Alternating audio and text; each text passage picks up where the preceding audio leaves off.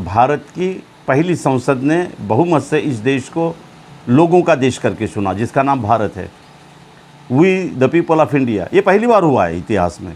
वरना आज भी इतिहास जिस तरह से पढ़ाया जाता है उसमें लोगों का देश था या नहीं था, ये सवाल अपने आप में बरकरार रहता है। जैसे पढ़ाते वक्त ये पढ़ाया जाता है कि सम्राट अशोक का देश, उसके बाद में सम्राट बाबर, सम्राट औरंगज़ेब का देश, राणा सांगा का देश, पृथ्वीराज चौहान का देश, मराठाओं का देश, पेशवाओं का देश, छत्रपति शिवाजी महाराज का देश, निज़ाम का देश, कुतुब शाह का देश, बिदर शाह का देश। इस तरह से जो देश की रचना थी वो एक व्यक्ति विशेष पर टिकी हुई थी, लेकिन संविधान ने व्यक्ति विशेष की किसी भी मक्तेदारी को कबूल नहीं किया और वो ख़त्म कर दिया।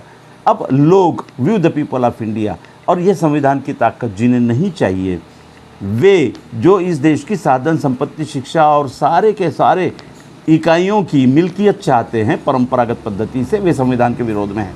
अब होता यह है कि संविधान ने पहली बार हमारी अपनी सरकार बनाने के लिए हमें मतदान दिया और हम चुनते हैं अपनी सरकार एक दिन में एक बार बटन दबाकर।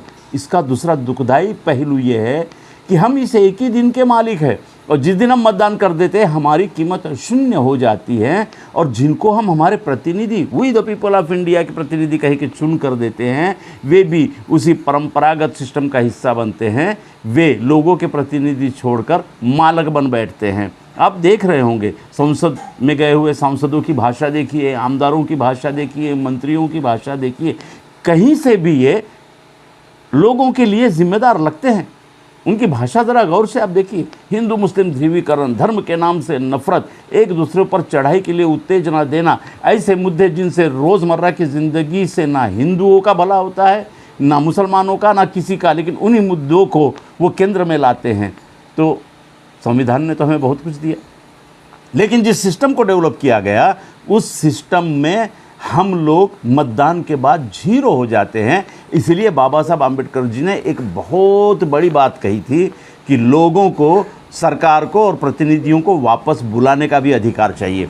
ये वो हथियार था जिस हथियार से हम जनप्रतिनिधियों को अंकुश में रख सकते थे। लेकिन पहली संसद अगर आप देखेंगे तो 90% पहली संसद वही राजे रजवाड़ाओं से भरी थी। 2024 की संसद में भी लगभग 70% संसद वही है जो परंपरागत पद्धति से राजे रजवाड़े, अमीर, उमराव, कॉरपोरेट घराने के ऐसे ही लोग हैं।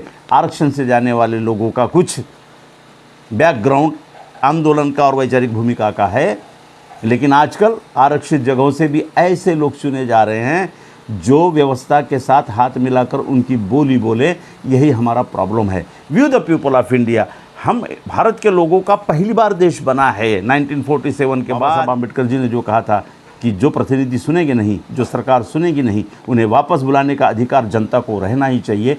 इस मुद्दे को ज़रा हम उठाते हैं। धन्यवाद। हम प्राध्यापक जावेद पाशाह।